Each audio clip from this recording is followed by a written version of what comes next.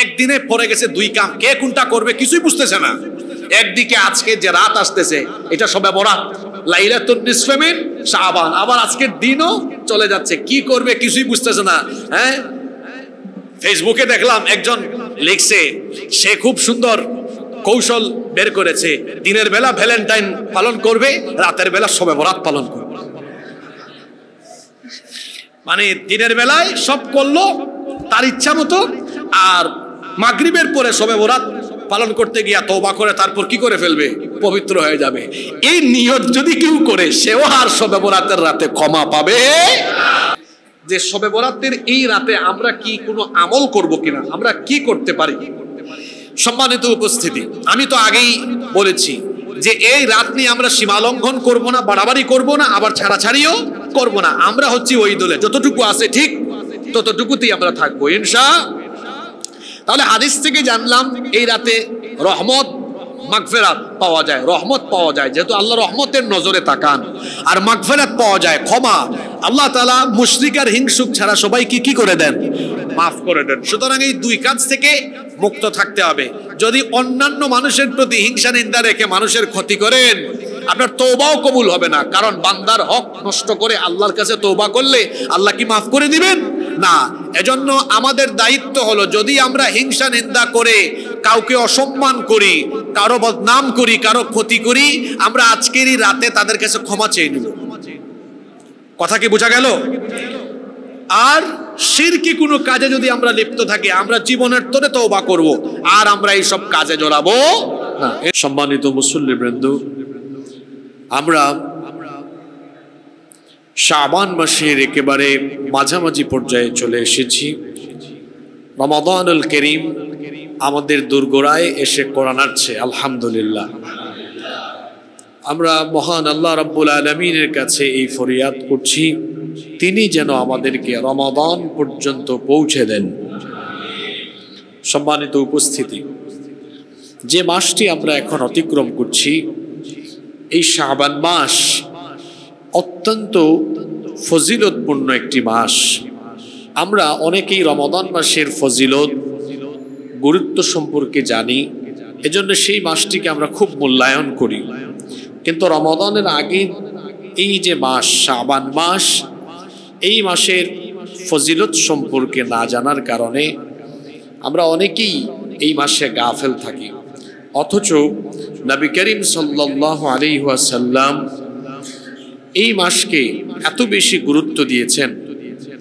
রমাদান মাসের পরে নবীজি যে মাসে সবচাইতে বেশি নফল রোজা রেখেছেন, সেই মাসটি হচ্ছে এই শাবান মাস। সুবহানাল্লাহ। মুসলিম শরীফের মধ্যে হাদিস এসেছে, এই হাদিসটি বুখারী শরীফেও বর্ণিত হয়েছে। উম্মুল মুমিনিন আয়েশা রাদিয়াল্লাহু আনহা হাদিসটি বর্ণনা করেছেন। তিনি বলছেন, মা রাআইতু রাসূলুল্লাহি সাল্লাল্লাহু আলাইহি ওয়াসাল্লাম ইসতাকমালা সিয়ামা শাহরিন ইল্লা রমাদান। তিনি বলছেন, রমাদান মাস ছাড়া অন্য কোন মাসের পুরো মাস আমি নবীজিকে কখনো রোজা রাখতে দেখিনি। ওয়া মা রাআইতুহু আকসারা সিয়ামান ফি শাবান। তিনি বলছেন, আমি রমাদানের পরে শাবান মাসে নবীজিকে যত বেশি রোজা রাখতে দেখেছি, অন্য কোনো মাসে এভাবে নবীজিকে নফল রোজা রাখতে দেখি নাই। তার মানে নবীজি রমাদানের পরে যেই মাসে সবচেয়ে বেশি নফল রোজা রেখেছেন, সেই মাসের নাম হলো শাবান মাস। এত বেশি নফল রোজা তিনি রেখেছেন। অন্য হাদিসে এসেছে, কানা ইয়াসুমু কুল্লাহ কানা ইয়াসুমু শাবানা ইল্লা কলিলা। বুখারীর অন্য হাদিসে এসেছে, তিনি এই রমাদানের প্রায় পুরো মাসই রোজা রাখতেন, এক দুই দিন বা অল্প কয়েকদিন বাদ দিয়ে এই শাবান মাসের পুরোটাই তিনি রোজা রেখেছেন। সুবহানাল্লাহ। আরেকটি হাদিস এসেছে, ওই হাদিসের মধ্যে বর্ণিত হয়েছে, কানা আহাব্বু ইলা রাসূলিল্লাহি সাল্লাল্লাহু আলাইহি ওয়াসাল্লাম আইয়াসুমা শাবান। অর্থাৎ নবী করিম সাল্লাল্লাহু আলাইহি ওয়াসাল্লামের কাছে নফল রোজার জন্য সবচেয়ে পছন্দের মাস ছিল এই শাবান মাস। সুবহানাল্লাহ। রমজান মাসের পরে নবীজি যে মাসে সবচেয়ে বেশি নফল রোজা রেখেছেন, জোরে বলেন তো সেই মাসটার নাম কি? শাবান মাস। আচ্ছা, নবীজি যেই মাসে বেশি নফল রোজা রেখেছেন সেই মাসের গুরুত্ব কম না বেশি? নিশ্চয়ই ফজিলত আছে, এই জন্য তিনি রোজা রেখেছেন। উসামা ইবনু যায়েদ রাদিয়াল্লাহু আনহু তিনি গিয়ে রাসূলকে জিজ্ঞেস করছেন, এই হাদিসটি মুসনাদে আহমদের ভেতরে বর্ণিত হয়েছে। তিনি গিয়ে নবীজিকে জিজ্ঞেস করছেন, ওগো আল্লাহর নবী, আপনি রমজান মাসের পরে শাবান মাস, এই মাসে এত বেশি রোজা রাখছেন কেন? এর কারণটা কি? নবীজি তখন বললেন, যালিকা শাহরুন ইয়াগফুলুন নাসু আনহু বাইনা রজব ওয়া রমাদান। তিনি বললেন, এই মাসে আমি এত বেশি রোজা রাখার কারণ হলো এই মাসটা পড়ে গিয়েছে রজব আর শাবানের মাঝখানে। রজব মাসকেও মানুষ গুরুত্ব দেয় যেহেতু সেটা হারাম মাসের একটি মাস। রমজান মাসকে সবাই গুরুত্ব দেয়, কিন্তু মাঝখানের মাসটাকে কেউ গুরুত্ব দেয় না। এই মাসে সবাই গাফেল থাকে, কিন্তু আমি গাফেল হই না। এই কারণে ওয়াহুয়া শাহরুন তুরফাউ ফীহিল আমালু ইলা রাব্বিল আলামিন। আমি কি করে এই মাসে গাফেল হব? কারণ এই শাবান মাসে মানুষের আমলনামা, মানুষের সারা বছরের বার্ষিক আমলনামা আল্লাহর দরবারে পেশ করা হয়। সুবহানাল্লাহ। ফাউহিব্বু আন ইউরফা আমালি ওয়া আনা সাইম। সুতরাং আমি পছন্দ করি ফেরেশতা যখন আমার আমলনামা আল্লাহর দরবারে পেশ করবে আমি যেন তখন রোজাদার অবস্থায় থাকি। সুবহানাল্লাহ। কারণ রোজাদারদেরকে ভালোবাসেন কে? তাহলে বোঝা গেল নবীজি এই শাবান মাসে বেশি বেশি নফল রোজা রাখার কারণ এই মাসে বার্ষিক আমলের রিপোর্ট পেশ করা হয় কার কাছে? এখানে আরেকটি বিষয় আপনাদেরকে জানিয়ে রাখি, মানুষের আমলনামা মোট 3টি স্তরে 3টি ধাপে আল্লাহর কাছে পেশ করা হয়। দৈনন্দিন, দৈনিক, সাপ্তাহিক আর হলো বার্ষিক। দৈনিক, সাপ্তাহিক, বার্ষিক। প্রতিদিন দিনের আমল রাতের আগে আল্লাহর কাছে পেশ করা হয়, রাতের আমল দিনের শুরুতেই পেশ করা হয়। তাহলে দৈনিক আমাদের হিসাব নিকাশ আমলনামা আল্লাহর দরবারে পেশ করা হয়। আবার পুরো সপ্তাহের একটা হিসাব আল্লাহর দরবারে পেশ করা হয়, এটা সপ্তাহের সোমবার এবং বৃহস্পতিবার। এজন্য নবীজি সপ্তাহে কোন 2 দিন রোজা রাখতেন? সোমবার আর বৃহস্পতিবার। কারণ এই 2 দিন আমলনামা পেশ করা হয় কার সামনে? তো গেল দৈনিক আর সাপ্তাহিক, বাকি থাকলো কি? বার্ষিক। আবার আপনার সারা বছরের আমলনামা আল্লাহর দরবারে যেই মাসে পেশ করা হয়, জোরে বলেন তো সেই মাসটার নাম কি? কেন? এর কারণ কি? কারণ হলো পরবর্তী মাস রমজান, এটা বাজেটের মাস। কারণ ওই মাসের শেষে আছে লাইলাতুল কদর, ওইটা ভাগ্য রজনীর রাত। সবকিছু ওই রাতে লিপিবদ্ধ করা হয়। তো পরবর্তী মাসে তো বাজেট বা ভাগ্য রজনীর রাত আছে, এই জন্য আগের মাসে বার্ষিক আমলনামা আল্লাহর দরবারে পেশ করা হয়। রাসূলকে জিজ্ঞেস করা হয়েছে, আপনি শাবান মাসে এত রোজা রাখেন কেন? নবীজি বলছেন, কেন রাখবো না বলো? কারণ এই মাসে তো আল্লাহর সামনে আমার আমলনামা বার্ষিক আমলের হিসাব পেশ করা হবে। ফেরেশতা যখন আমার আমলনামা আল্লাহর কাছে দিবে, আল্লাহ যেন আমার আমলনামাটা হাতে নিয়েই দেখেন আমি তখনও রোজাদার অবস্থায় ছিলাম। সুবহানাল্লাহ। তাহলে এই মাসে যেহেতু নবীজি রোজা রেখেছেন, আমাদের করণীয় কি? এই মাসে আমাদেরকেও যথাসাধ্য নফল রোজা রাখার চেষ্টা করা। কারণ রমজান মাস শুরু হওয়ার আগেই যদি আমরা এই মাসে কিছু কিছু নফল রোজা রাখি তাহলে দেখা যাবে রমজানেরও একটা ভালো প্রস্তুতি হয়ে যাবে ইনশাআল্লাহ। একদিকে নবীর সুন্নত আদায় হলো, অন্যদিকে প্রস্তুতি হলো, আর আরেকদিকে আরেকটা ফায়দা হবে। সেটা কি? আমাদের আমলনামা আল্লাহর দরবারে পেশ করা হবে। আল্লাহ আমাদের প্রত্যেকের আমলনামা খুলে দেখবেন আমরা রোজাদার অবস্থায় আছি। সুবহানাল্লাহ। সম্মানিত উপস্থিতি, সেজন্য রমজানের আগের এই শাবান মাসকে আমাদের গুরুত্ব দিতে হবে। বিশেষ করে রমজান মাসের আগে এই শাবান মাসে 6টা কাজ কমপ্লিট করার জন্য আমি আপনাদেরকে অনুরোধ করি। রমজান মাস আসার আগে এই চলতি শাবান মাসেই রমজানের প্রস্তুতি হিসাবে এই 6টা কাজ আমাদের করা দরকার। 1 নাম্বার, আমাদের কারো যদি পূর্ববর্তী বছরের রমজানের রোজা কাজা থাকে, বিশেষ করে মা বোনদের কাজা থাকতে পারে, আপনাদেরও থাকতে পারে, অসুস্থতা, সফর কিংবা অন্যান্য কারণে যাদের রোজা কাজা হয়ে গিয়েছিল, রমজান মাস আসার আগেই বিগত বছরের কাজা রোজাগুলো আমরা আদায় করে ফেলব ইনশাআল্লাহ। 2 নাম্বার যে প্রস্তুতি আমরা নিব, আমাদের দেশে অনেকে রমজান মাসে যাকাত দেন, রমজানে অনেকেই যাকাত দেন, কিন্তু অসংখ্য সাহাবীরা রমাদানের রোজা আসার আগে যাকাত দিতেন, রমজান মাসের আগেই যাকাত দিতেন। কেন যাকাত দিতেন? কারণ রমজানের আগে যদি আমরা যাকাত আদায় করি তাহলে অনেক অসচ্ছল বেকার অনেক মানুষ আছে কিংবা অনেক অসচ্ছল পরিবার আছে যাদের অন্তত রমজান মাসে সুন্দর করে চলার এবং ইবাদত বন্দেগীর ব্যবস্থা হয়ে যাবে। সুবহানাল্লাহ। আপনি দিলেন গিয়ে রমজানের 20 রমজানে, রমজান তো 20টা চলেই গেল, আপনি 20 দিন আগে দেন, তাহলে এই লোকটা রমজান মাস সুন্দরভাবে কাটানোর জন্য সেও একটা পরিকল্পনা নিতে পারবে। এজন্য রমজানের প্রস্তুতি হিসাবে আমি অনুরোধ করব, যাকাত রমজান মাসের আগেই আদায় করে ফেলুন। 3, রমজানের হিসাব নিকাশ করতে থাকেন, এতে করে নিজের মধ্যে উৎসাহ উদ্দীপনা আরম্ভ হবে। যেমন আজকে তো শাবান মাসের কত তারিখ? 14 তারিখ, তার মানে আর 14 বা 15 দিন আছে।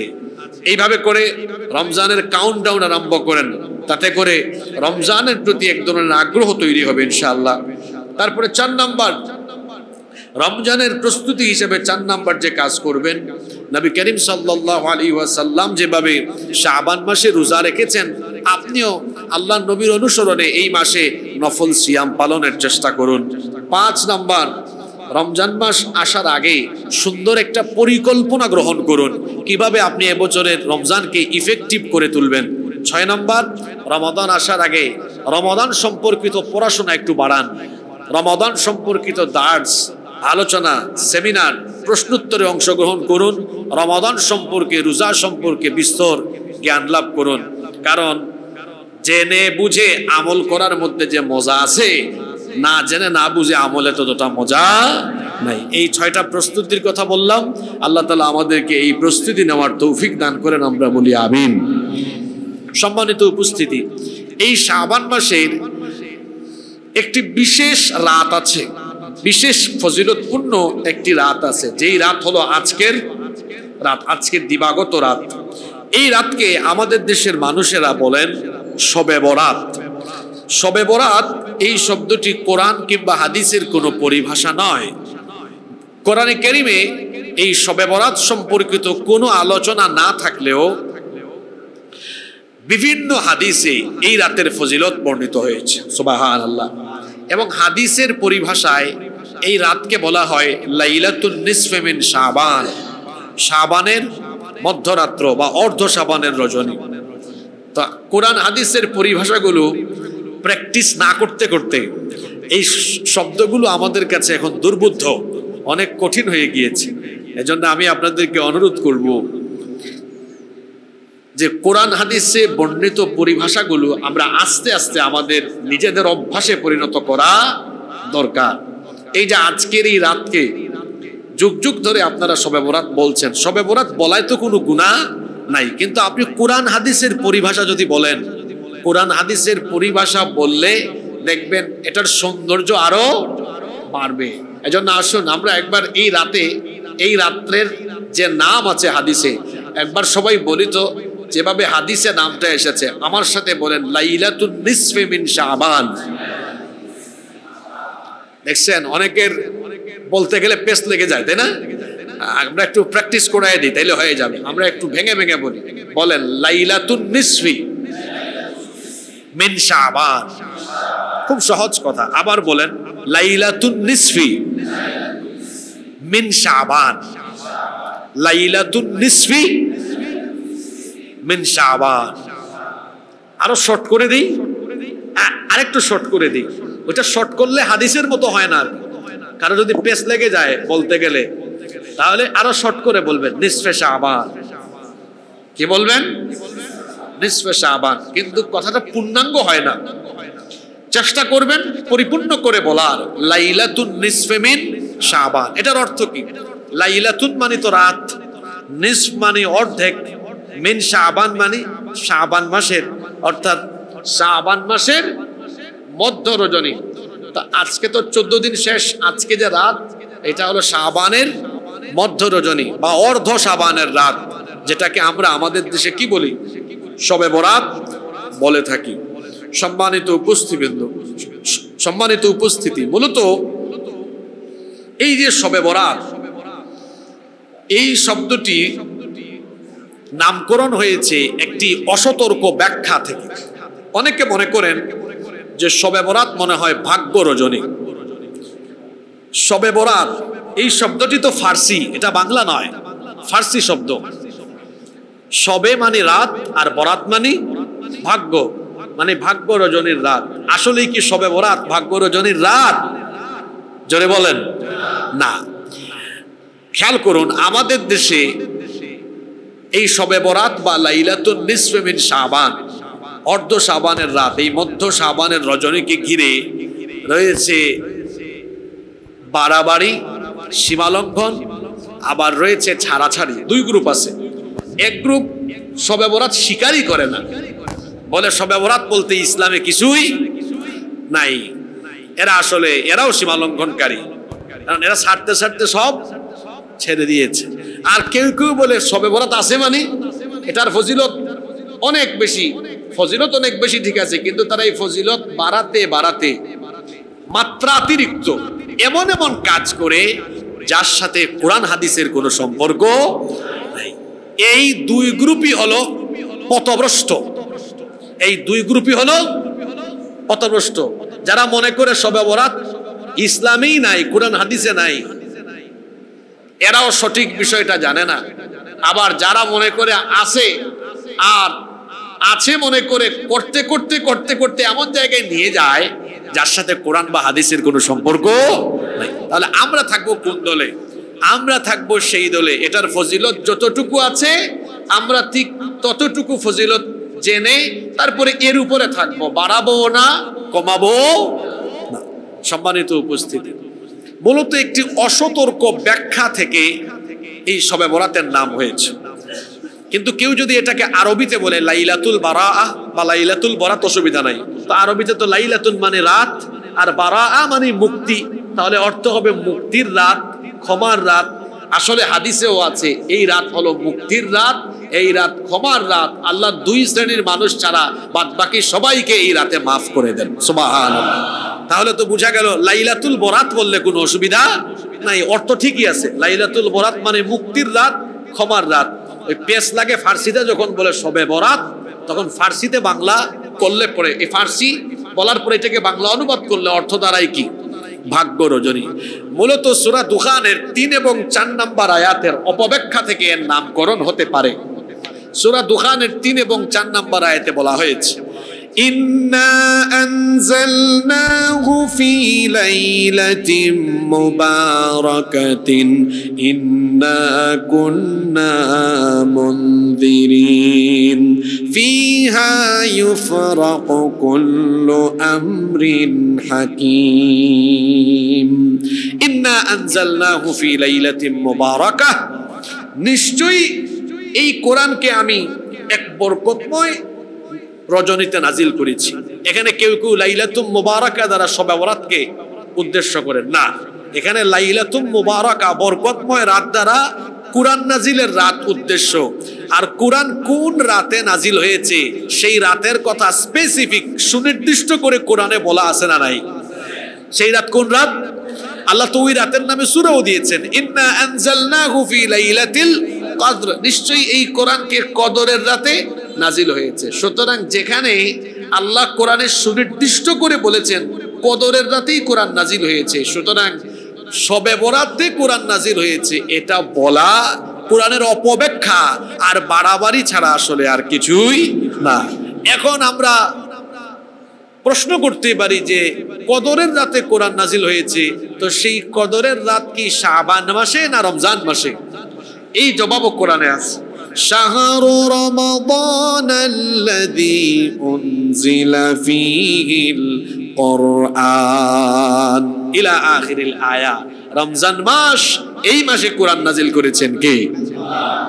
তো যদি লাইলাতুল কদর শাবানের ভেতরে থাকতো তাহলে কোরআনের আয়াত এভাবে নাজিল হতো, শাহরু শাবান আল্লাযী উনজিলা ফীহিল কোরআন। কিন্তু এখানে তো শাহরু শাবান নাই, আছে শাহরু রমাদান আল্লাযী উনজিলা ফীহিল কোরআন। আমি এই কথাগুলো এজন্য বলছি, এখন তো ফেসবুক ইউটিউব আছে, এই ফেসবুক ইউটিউবে আপনারা দেখবেন অনেক সময় অনেক হুজুররাও এই আয়াতগুলোর, এই যে ইন্না আনজালনাহু ফি লাইলাতিন মুবারাকা বলে, তারপর বলে এই রাত দ্বারা শবে বরাত উদ্দেশ্য।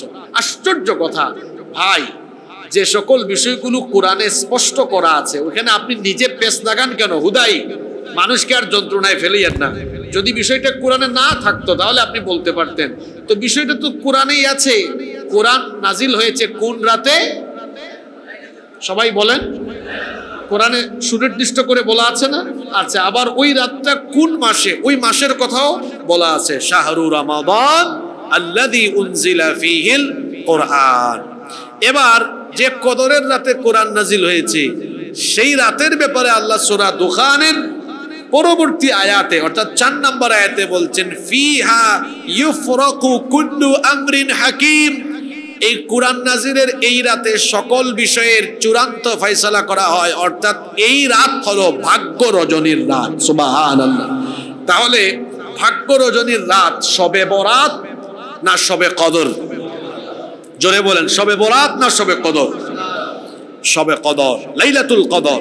সুতরাং লাইলাতুন নিসফে মিন শাবান বা শবে কদর, শবে বরাত যেটা আমরা বলি আমাদের দেশে, এই শবে বরাতকে ভাগ্য রজনীর রাত বলা, এটা কি যথোপযুক্ত না বাড়াবাড়ি? জোরে বলেন। তাহলে প্রশ্ন হতে পারে, হুজুর তাহলে এই রাতের কি কোনো ফজিলত নাই? অবশ্যই আছে। এই লাইলাতুন নিসফে মিন শাবান, অর্ধ শাবানের রাত, মধ্য শাবানের রাত, বা আমরা আমাদের দেশে যে রাতকে বলি শবে বরাত, এই শবে বরাত, এই রাতটি অত্যন্ত বরকতময় এবং ফজিলতপূর্ণ। এই রাত হলো রহমত আর মাগফিরাতের রাত। সুবহানাল্লাহ। কারণ এই রাতের ব্যাপারে হাদিস বর্ণিত হয়েছে, আল্লাহর রাসূল বলেছেন, ইয়াত্তালিউল্লাহু ইলা খালকিহি ফি লাইলাতিন নিসফি মিন শাবান ফায়াগফিরু লিজামিই খালকিহি ইল্লা লিমুশরিকিন আও মুশাহিন। আল্লাহর নবী বলেছেন, নিশ্চয়ই আল্লাহ তাআলা শাবানের মধ্য রজনীতে তার সৃষ্টির দিকে তিনি দৃষ্টিপাত করেন, অতঃপর 2 শ্রেণীর মানুষ ছাড়া বাকি সবাইকে তিনি ক্ষমা করে দেন। এই মধ্য শাবানের রজনীতে যে 2 শ্রেণীকে আল্লাহ মাফ করেন না, এর মধ্যে 1 শ্রেণী হচ্ছে মুশরিক, যারা আল্লাহর সাথে শিরক করে। 2 নম্বর শ্রেণী হলো যারা অন্তরের মধ্যে অন্য মুসলমানের প্রতি হিংসা বিদ্বেষ লালন করে। এই 2 শ্রেণীর মানুষ ছাড়া এই রাতে বাদবাকি সবাইকে যিনি মাফ করে দেন তিনি কে? তাহলে এই হাদিস থেকে বোঝা গেল এটা ফজিলতপূর্ণ রাত, এটা 1 নম্বরে রহমতের রাত। রহমত কিসের রাত? কারণ এই রাতে আল্লাহ রহমতের নজরে সৃষ্টিকুলের দিকে তাকান। সুবহানাল্লাহ বলবেন না? এই হাদিস থেকে 1 নম্বর ফজিলত বের করলাম, এটা রহমতের রাত। এই হাদিস থেকে 2 নম্বর যে ফজিলত আমরা বের করলাম সেটা হলো এটা ক্ষমার রাত, মাগফিরাতের রাত। আল্লাহ এই রাতে ক্ষমা করেন, তবে 2 শ্রেণীকে আল্লাহ ক্ষমা করেন না। এই 2 শ্রেণী শবে বরাতে মাফ পাবে না, এরা ক্ষমা পাবে না, এরা ক্ষমা থেকে বঞ্চিত। তারা কারা? 1 নম্বর কারা? জোরে বলেন, 1 নম্বর কারা? মুশরিক, আল্লাহর সাথে শিরককারী, এরা ক্ষমা পাবে না। 2 আরেক শ্রেণী কারা? যারা হিংসা বিদ্বেষ লালন করে, হিংসা করে, হিংসা আর হিংসা, অন্য মুসলমানের প্রতি অন্তরে হিংসা লালন করে। আচ্ছা, হিংসার রোগটা কি আমাদের সমাজে কম না বেশি? আপনাদের কথা কি বলতাম, আমাদের মতো হুজুরদের ভিতরেও হিংসা আছে, এবং বিশেষ বিশেষ ক্ষেত্রে আমি দেখেছি হুজুররা আরো বেশি হিংসিত হয় কিছু কিছু ক্ষেত্রে। তো হিংসা এটা বড় মারাত্মক ব্যাধি। এটা এমন এক ব্যাধি, আমি বলি এটা এমন এক আগুন, এই আগুনে নিজেই নিজে জ্বলে পুড়ে ছাই হয়ে যাবে, কারো কিছুই হবে। এটা বড় মারাত্মক রোগ। হিংসা নিন্দা। তো এই দুই শ্রেণী ছাড়া আল্লাহ সবাইকে মাফ করে দেন। সম্মানিত উপস্থিতি, সম্মানিত মুসল্লিবৃন্দ, আজকের এই শবে বরাতে, আজকের এই লাইলাতুন নিসফে মিন শাবান, অর্ধ শাবানের রজনী, আজকের এই শবে বরাতের রাতে সবাই মাফ পেলেও এই দুই শ্রেণীর মানুষকে আল্লাহ মাফ করবেন না। এরা আল্লাহর ক্ষমা থেকে বঞ্চিত হবে, এরা আল্লাহর রহমত থেকেও বঞ্চিত হবে। এক নাম্বার, যারা আল্লাহর সাথে শিরিক করে এরা মাফ পাবে না, এরা কোনো ক্ষমা পাবে না। আজকের এই শবে বরাতের রাতে আল্লাহ সবাইকে মাফ করলেও আল্লাহ এদেরকে মাফ করবেন না। কারণ কবিরা গুনাহের মধ্যে সবচাইতে বড় কবিরা গুনার নাম হলো আল্লাহর সাথে শিরক করা। আকবারুল কাবাইরি আশিরকু বিল্লাহ। যারা আল্লাহর সাথে শিরক করে তারা এই রাতে কোনো ক্ষমা পাবে না। দুই নাম্বার, যারা অন্য মুসলমানের প্রতি অন্তরের মধ্যে হিংসা বিদ্বেষ লালন করে, হিংসা নিন্দা জমা করে রাখে, এদেরকে আল্লাহ তাআলা এই রাতে ক্ষমা করবেন না। হিংসা করে তার পাশের বাড়ির একজন তার থেকে আগায় গেছে, দেখতেই পারে না, হিংসা আর হিংসা। একসাথে পড়ালেখা করলো, একজন এগিয়ে গিয়েছে, দেখলেই তার অন্তরে জ্বালা পোড়া শুরু হয়, এ ক্ষমা পাবে না। সে অন্য যে কোনো মুসলমানের প্রতি কোন বিষয় নিয়ে যদি সে হিংসা নিন্দা তার অন্তরে, হিংসুককে আল্লাহ তাআলা আজকের এই শবে বরাতের রাতে কোনোভাবেই মাফ করবেন না। তবে তারা যদি তওবা করে ফিরে আসে সেটা ভিন্ন কথা, মাফ করে দিবেন কে? তওবাকারীদেরকে তো আল্লাহ মাফ করেন। আমাদের গুনাহের পরিমাণ যত বেশি, আল্লাহর ক্ষমা, আল্লাহর রহমত তার চাইতে বহুগুণ বেশি। সুবহানাল্লাহ। সম্মানিত মুসল্লিবৃন্দ, হিংসা এটা বড় মারাত্মক একটা ব্যাধি। আবু দাউদ শরীফে হাদিস বর্ণিত হয়েছে, হযরত আবু হুরায়রা রাদিয়াল্লাহু আনহু হাদিসের বর্ণনাকারী সাহাবী, তিনি বলছেন আল্লাহর নবী বলেছেন, ইয়াকুম ওয়াল হাসাদ, তোমরা হিংসার ব্যাপারে সাবধান হও, হিংসা থেকে বেঁচে থাকো। ফা ইন্নাল হাসাদা ইয়াকুলুল হাসানাতি কামা তাকুলুন নার। এত সুন্দর উপমা আল্লাহর নবী দিয়েছেন, আগুন যেমন আবর্জনাকে জ্বালিয়ে পুড়িয়ে ছাই করে দেয়, তেমনি হিংসা নিন্দা একজন মানুষের যত নেক আমল আছে সকল নেক আমলগুলোকে জ্বালিয়ে পুড়িয়ে ধ্বংস করে দেয়। কত মারাত্মক! একজন সুবহানাল্লাহ পড়ছে, উনি জিমাই জিমাই ওয়াজ শুনে। কোথায় সুবহানাল্লাহ বলা লাগে আর কোথায় মাআযাল্লাহ বলা লাগে এটাও জানতে হবে। এখানে বলতে পারেন মাআযাল্লাহ, আল্লাহ হেফাজত করেন, তাই না? আল্লাহর কাছে পানাহ চাই, এটা বলতে পারেন। তো ঘুমায় যাইয়েন না আবার, কারণ এমনিতেই তো জুমার দিনে কুরআন হাদিসের আলোচনা শুরু হলে সাকিনা নাজিল হওয়া আরম্ভ হয়। এই সাকিনা পাই আবার ঘুমায় যাইয়েন না, একটু সজাগ থাকেন। কি বলা হলো এই হাদিসে? দেখেন, এটা এমন এক পাপ, আপনার কষ্ট করে করে করা নেক আমলগুলো এই বদামলের কারণে ধ্বংস হয়ে যায়। আপনার রাত জাগা তাহাজ্জুদ, আপনার কষ্ট করে 5 ওয়াক্ত নামাজে আসা, আপনার রোজা রাখা, আপনার দিনের পথে চলা, নেক আমলের মধ্যে কষ্ট আছে না নাই? কষ্ট ছাড়া আমল হয় নাকি? কষ্ট ছাড়া তো কোনো আমল হয় না। এই যে কষ্ট করে করে করা নেক আমলগুলো জ্বলে পুড়ে ছাই হবে, ধ্বংস হয়ে যাবে। কি থাকলে অন্তরে? জোরে বলেন, কি থাকলে? চিন্তা করেছেন, আমার আপনার কষ্ট করে করে করা নেক আমলগুলো সব বরবাদ হয়ে যাবে শুধু যদি আমার আপনার অন্তরে কি থাকে? হিংসা থাকে। তাহলে চিন্তা করেন তো, হিংসুকদের মতো ব্যাকুল দুনিয়াতে আর কেউ নাই। হিংসুকদের মতো ব্যাকুল দুনিয়ায় আর কেউ নাই। এদেরকে ব্যাকুল বললাম আমি কেন? এটা এমন এক ব্যাকুল, কষ্ট করে ফজরের নামাজ আদায় করে জোহর আসর মাগরিব এশা সব পড়ে, সারাদিন অন্য মানুষকে হিংসা করে। এমন ব্যাকুল, তার 5 ওয়াক্ত কষ্ট করে আদায় করা নামাজগুলো বাতিল হয়ে গেল, বরবাদ হয়ে গেল, ধ্বংস করে ফেললো শুধুমাত্র অন্তরে কি রাখার কারণে? হিংসা রাখার কারণে। তাহলে বুদ্ধিমান মানুষটা কি অন্যের প্রতি হিংসা দেখায় না দোয়া করে? জোরে বলেন। মানুষের জন্য বেশি বেশি দোয়া করবেন। কেউ উন্নতি সমৃদ্ধি করছে, এগিয়ে যাচ্ছে, বলেন তাকে দেখলে, ভাই আপনাকে দেখলে ভালো লাগে, আল্লাহ আপনাকে আরো উন্নতি দান করেন। এই কথাটা যে বললেন, আল্লাহর রাসূল বলেছেন, তুমি তোমার মুসলমান ভাইয়ের জন্য দোয়া করো, ফেরেশতা তোমার জন্য আমার কাছে দোয়া করবে। আমি আপনার জন্য দোয়া করলাম, আল্লাহ তুমি তোমার এই বান্দাকে নেক হায়াত বাড়াও। ফেরেশতা যখন বললে, আল্লাহ দোয়াকারী বান্দাকেও তুমি নেক হায়াত দাও। তাহলে হিংসায় লাভ না দুয়ায় লাভ? জোরে বলেন, হিংসায় লাভ না দোয়ায় লাভ? আপনারা হিংসা করবেন না দোয়া করবেন? আমরা তো করি না। হ্যাঁ, 2 ভাই 3 ভাই, আপন ভাই, মার পেটের আপন ভাই, সে একটু এগিয়ে গেছে, বাকি 2 ভাই দেখতেই পারে না। আপনি বলবেন আমার 2 ভাই এগিয়ে গিয়েছে, আল্লাহ তুমি তাদের সম্পদে আরো বরকত দাও। ফেরেশতা বলবে আল্লাহ এই লোকটার নাই, তুমিও এখন তার সম্পদে আরো বরকত দাও। সুবহানাল্লাহ। এটা হাদিস।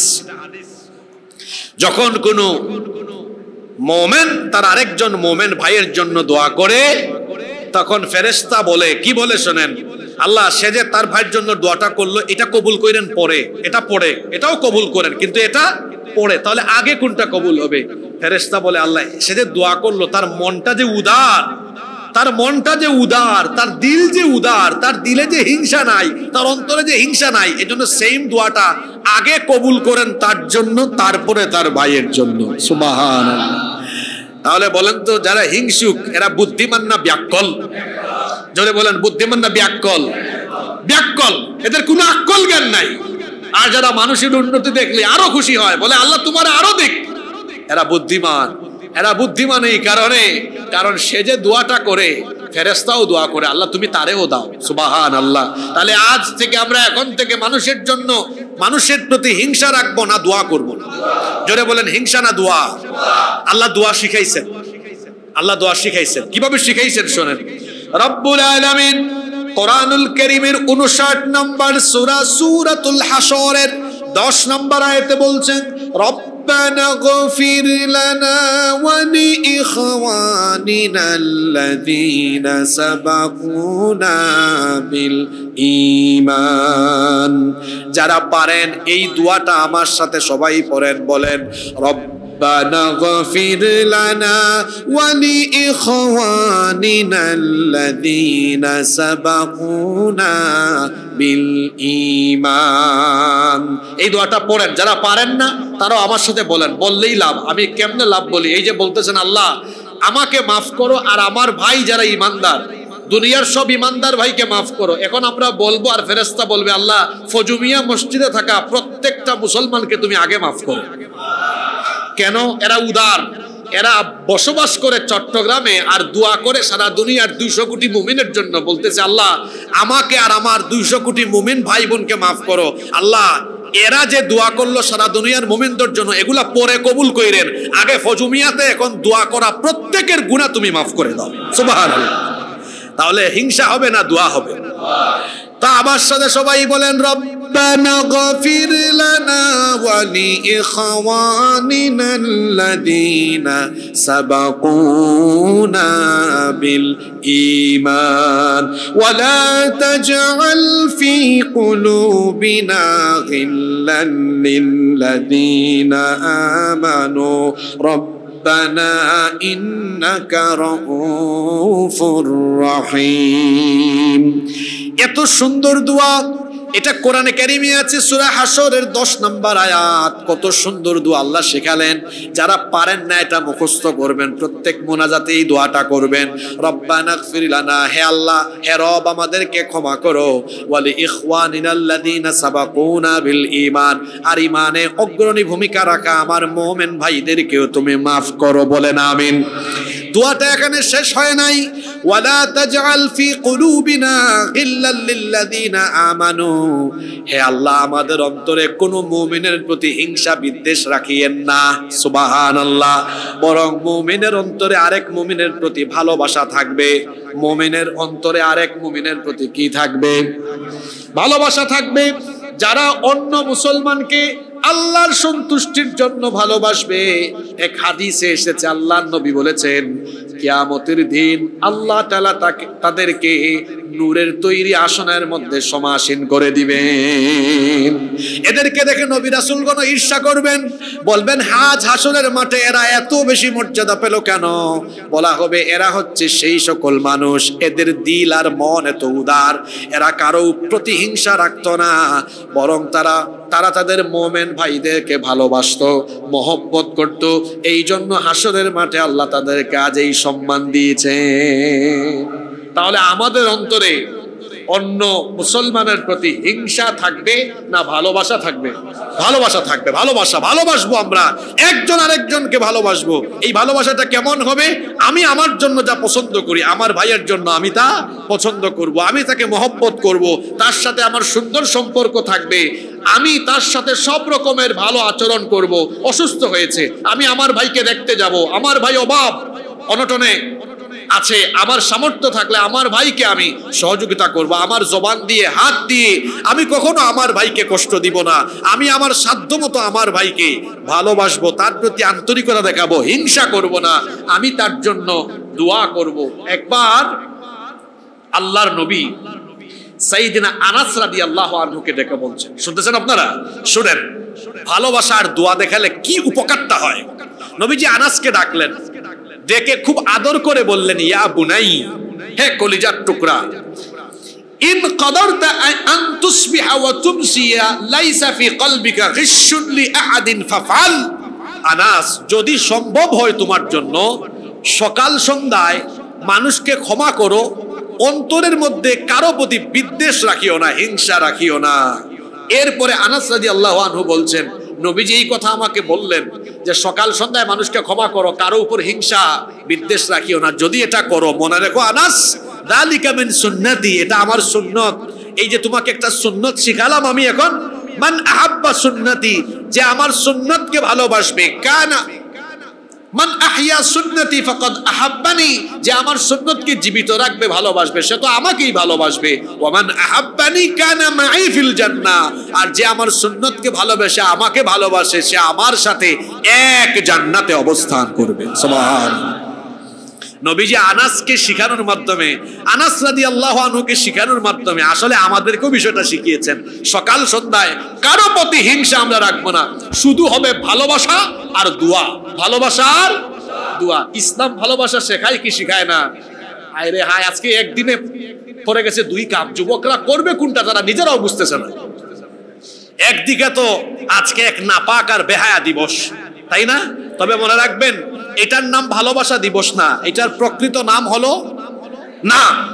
এটা তো আপনারা মজা করে বলেন, তুচ্ছতাচ্ছিল্য করে বলেন, কিন্তু এই দিবসের আসল নামটা কি? এটা ভালোবাসা দিবস নয়, এটার আসল নাম কি?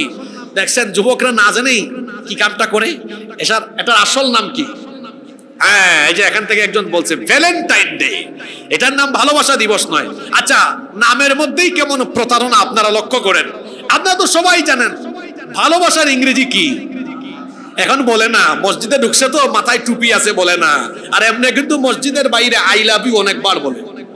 এখন এমন একটা ভাব নিছে যে ভালোবাসার ইংরেজিটাও জানে না। ভালোবাসার ইংরেজিটা কি? লাভ, তাই না?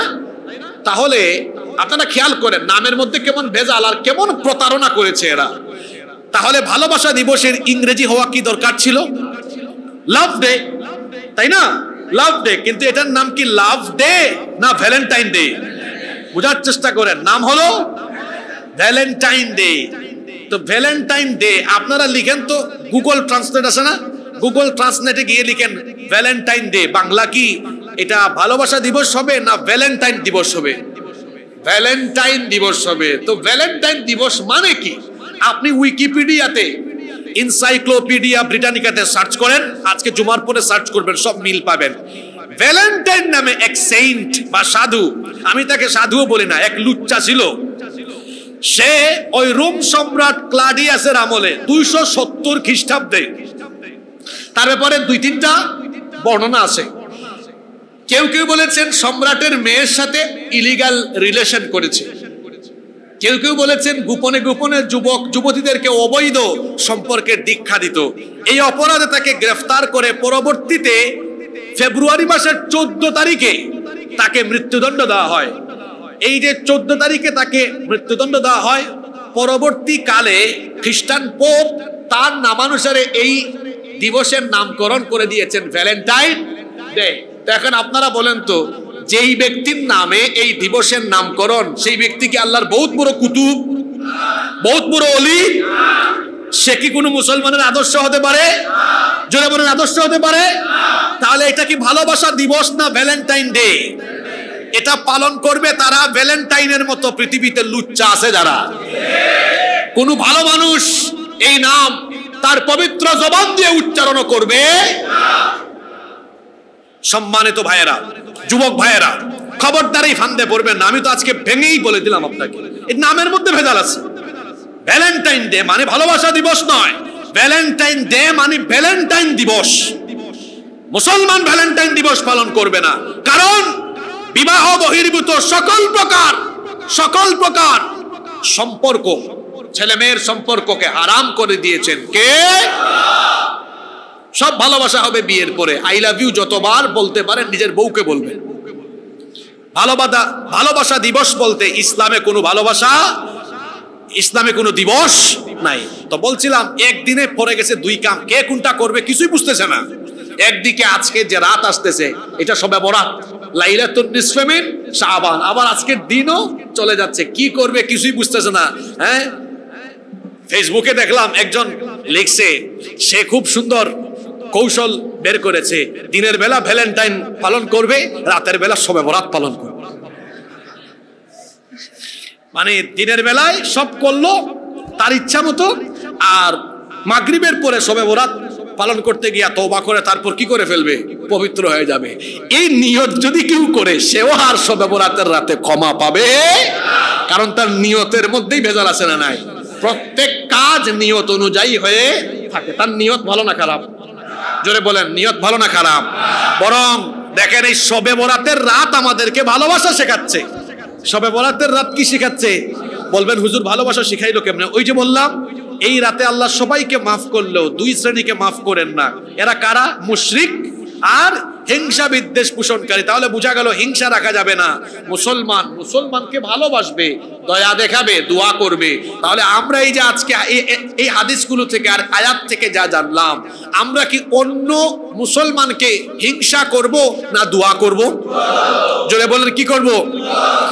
যে হিংসা করে, আমি তাকে আজকে আলোচনায় কি বললাম, সে হলো 1 নাম্বার ব্যাককল। আর যে অন্য মুসলমানের জন্য দোয়া করে, সে হলো বুদ্ধিমান। আল্লাহ বুদ্ধিমানদের কাতারে আমাদেরকে শামিল করে দাও। আচ্ছা, এবার প্রশ্ন হতে পারে যে শবে বরাতের এই রাতে আমরা কি কোনো আমল করব কিনা, আমরা কি করতে পারি? সম্মানিত উপস্থিতি, আমি তো আগেই বলেছি যে এই রাত নিয়ে আমরা সীমালঙ্ঘন করব না, বাড়াবাড়ি করব না, আবার ছাড়াছাড়িও করব না। আমরা হচ্ছি ওই দলে, যতটুকু আছে ঠিক ততটুকুতেই আমরা থাকবো ইনশাআল্লাহ। তাহলে হাদিস থেকে জানলাম এই রাতে রহমত, মাগফিরাত পাওয়া যায়, রহমত পাওয়া যায়, যেহেতু আল্লাহ রহমতের নজরে তাকান। আর মাগফিরাত পাওয়া যায়, ক্ষমা। আল্লাহ তাআলা মুশরিক আর হিংসুক ছাড়া সবাইকে কি করে দেন? মাফ করে দেন। সুতরাং এই দুই কাজ থেকে মুক্ত থাকতে হবে। যদি অন্যান্য মানুষের প্রতি হিংসা নিন্দা রেখে মানুষের ক্ষতি করেন, আপনার তওবাও কবুল হবে না। কারণ বান্দার হক নষ্ট করে আল্লাহর কাছে তওবা করলে আল্লাহ কি মাফ করে দিবেন? না। এজন্য আমাদের দায়িত্ব হলো, যদি আমরা হিংসা নিন্দা করে কাউকে অসম্মান করি, কারো বদনাম করি, কারো ক্ষতি করি, আমরা আজকেরই রাতে তাদের কাছে ক্ষমা চেয়ে নিব। কথা কি বোঝা গেল? আর শিরকি কোনো কাজে যদি আমরা লিপ্ত থাকি, আমরা জীবনের তরে তওবা করব, আর আমরা এই সব কাজে জড়াবো না ইনশাআল্লাহ। তাহলে এই রাতে আমাদেরকে ক্ষমা করে দিবেন কে? এই রাতের আরো কিছু আমল আছে। মুহাদ্দিসিনরা এই হাদিস দুইটাকে দাঈফ হাদিস বলেছেন। দাঈফ, আমি দুইটা হাদিস উল্লেখ করছি। এক হাদিসে পাওয়া যায়, হাদিসটি বাইহাকি শরীফের মধ্যে বর্ণিত হয়েছে। আম্মা জান আয়েশা রাদিয়াল্লাহু আনহা তিনি লক্ষ্য করলেন আল্লাহর রাসূল এক রাতে দীর্ঘ সময় নামাজে আছেন, সাজদায় গিয়েছেন, দীর্ঘ সময় সাজদা দিয়েছেন। আয়েশা রাদিয়াল্লাহু আনহা ভাবলেন নবীজি বেহুশ হয়ে গেলেন কিনা, অথবা ইন্তেকাল করলেন কিনা। তিনি নবীজির কাছে গিয়ে তার বৃদ্ধাঙ্গুলিতে অল্প একটু নাড়াচড়া দিলেন, পা নবীজি নাড়ালেন, সাজদা থেকে উঠলেন, নামাজ শেষ করলেন। আয়েশা রাদিয়াল্লাহু আনহা জিজ্ঞেস করলেন, ইয়া রাসূলুল্লাহ, আমরা বলি সাল্লাল্লাহু আলাইহি ওয়াসাল্লাম, আপনি এত দীর্ঘ সময় সাজদায় ছিলেন, আমি তো ভয় পেয়ে গিয়েছিলাম। নবীজি বলেন, আয়েশা তুমি কি জানো না, আজকের এই রাত হচ্ছে লাইলাতুন নিসফে মিন শাবান, এটা অর্ধ শাবানের রজনী, মধ্য শাবানের রাত।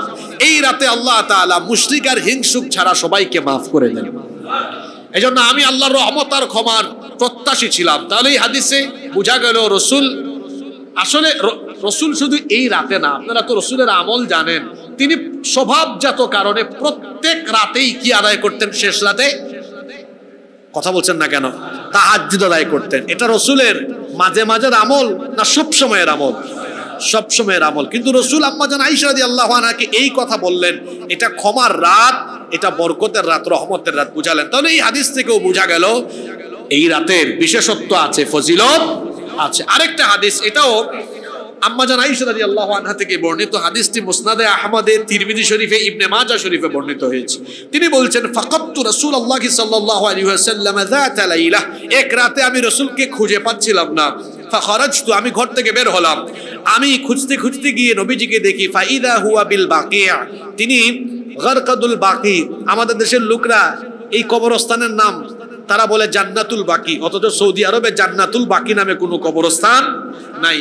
এটার নাম গেলে একটু আরবিটা পড়ে আসবেন, এটার নাম হলো মাকবারাতুল বাকি বা গারকাদুল বাকি, বাকি কবরস্থান, বাকি কবরস্থান। ওই যে মাকবারাতুল মুআল্লা আছে, ওইটাকে নাম দিয়েছে জান্নাতুল মুআল্লা। বাঙালি কি পারে দেখছেন। যাই হোক, আম্মাজান আয়েশা রাদিয়াল্লাহু আনহা বলছেন, আমি ঘর থেকে বের হয়ে রাসূলকে গিয়ে দেখলাম বাকি কবরস্থানে তিনি আছেন। আমি আল্লাহ রাসূলকে গিয়ে বললাম যে আমি তো আপনাকে খুঁজে পাচ্ছিলাম না। আল্লাহ রাসূল বললেন, তুমি কি ভেবেছো আমি তোমার হক নষ্ট করছি?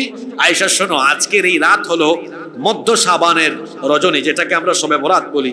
এই রাতে আল্লাহ তাআলা বনি কাল গোত্রের ছাগলের পশমের চাইতেও অধিক সংখ্যক মানুষকে ক্ষমা করে দেন। সবগুলো হাদিস থেকে বোঝা গেল আসলে এই রাতটা হচ্ছে রহমতের রাত, মাগফিরাতের রাত, ক্ষমার রাত। সুতরাং রহমত এবং ক্ষমা পেতে হলে রসুলের তরিকায় আমাদেরকে এই রাত কাটাতে হবে। এখন রসুলের তরিকায় এই রাত কাটাতে হলে বাড়াবাড়ি করা যাবে না, সীমা লঙ্ঘন করা যাবে না। তাহলে এই এতগুলো হাদিস থেকে আমরা কি শিক্ষা পেলাম? এই হাদিসগুলো থেকে আমরা শিক্ষা পেলাম আমরা এই রাতকে কাটাবো কিভাবে। আমরা এই রাতকে কাটাবো নবীজির তরিকায়। আমি তো আগেই বললাম, যদি হিংসা নিন্দা করে কাউকে আঘাত করেন তার থেকে মাফ চান, শিরকি কর্মকাণ্ড থেকে নিজেকে চিরতরে মুক্ত করে তারপরে আল্লাহর কাছে তওবা করতে হবে।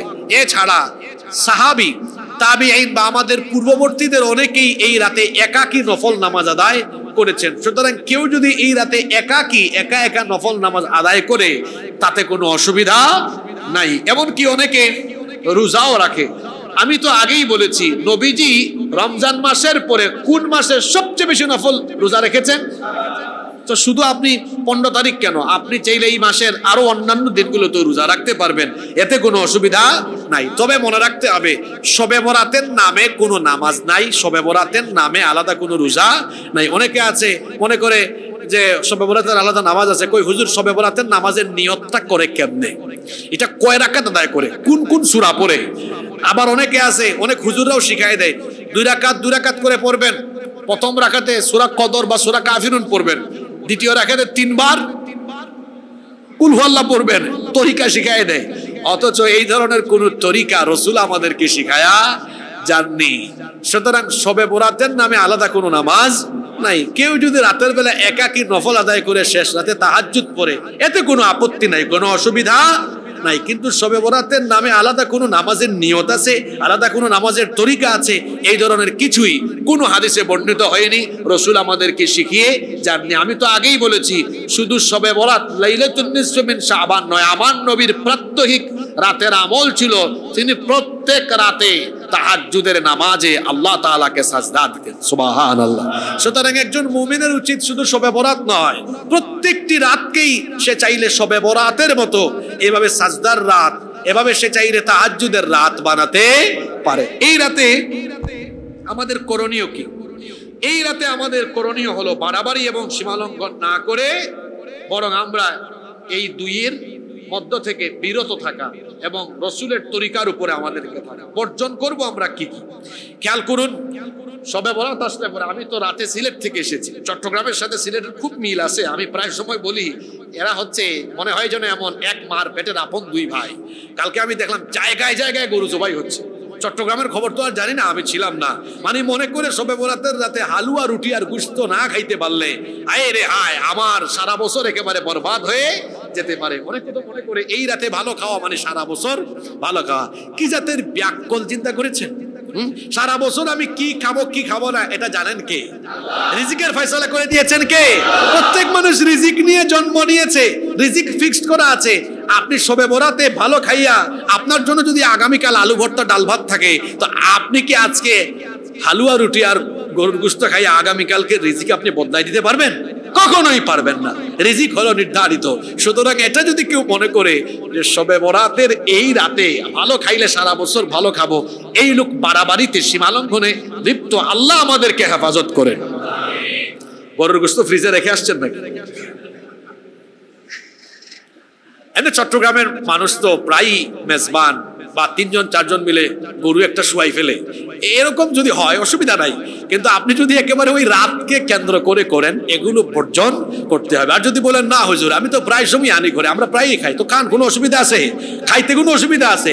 আল্লাহ টাকা দিয়েছে, মুখে রুচি দিয়েছে, খান, খাইতে থাকেন। তবে খাওয়ার পরে শুকরিয়া করবেন কার?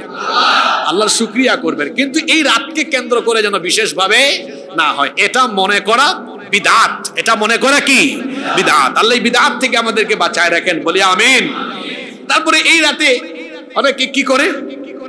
মসজিদ সাজায়, কবরস্থান সাজায়, ওই যে লাইটিং করে বাড়ি সাজায়। এগুলো সীমালঙ্ঘন, বাড়াবাড়ি, এগুলো করা যাবে না।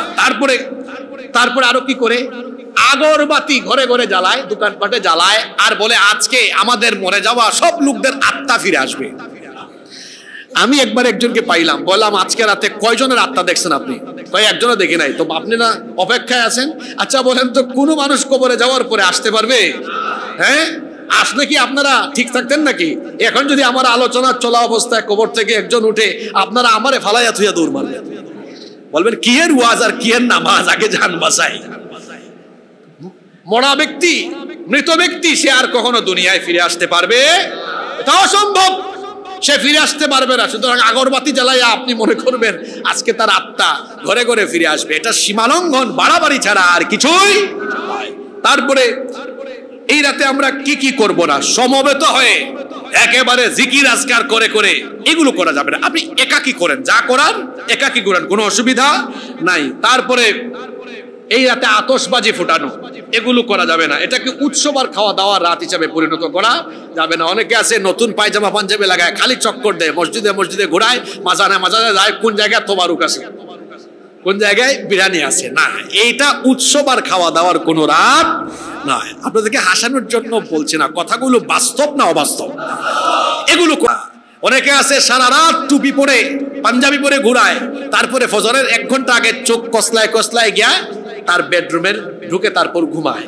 তো বলেন তো, সারা জীবনের নফল নামাজকে একত্রিত করলে এক রাকাত ফরজের সমান হবে? জোরে বলেন, হবে? হবে না। সুতরাং আগে ফরজ ঠিক রাখতে হবে। আগে কি ঠিক রাখতে হবে? ফরজ। এরপরে নফল নিয়ে চিন্তা ভাবনা করতে হবে। আমরা আজকে শাবান মাস নিয়ে কথা বললাম, শাবান মাসের ফজিলত নিয়ে কথা বললাম। আর লাইলাতুন নিসফি মিন শাবান, একবার বলেন তো দেখি আজকের রাতের নাম কি আরবিতে বলেন?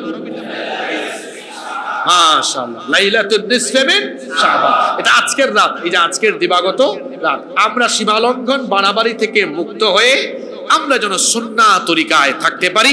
আল্লাহ আমাদের সকলকে তৌফিক দান করেন।